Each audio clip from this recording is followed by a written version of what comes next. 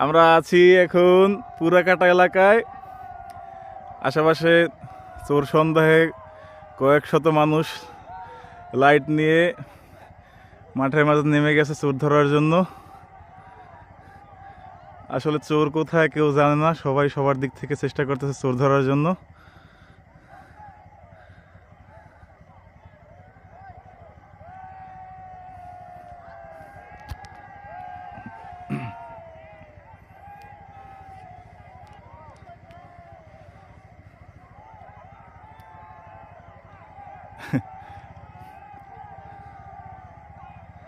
আমরা দেখতে পাচ্ছি যে চারদিকে চোর সন্দেহে শোরগোল, কিন্তু আসলে চোরের দেখা নাই কোথাও।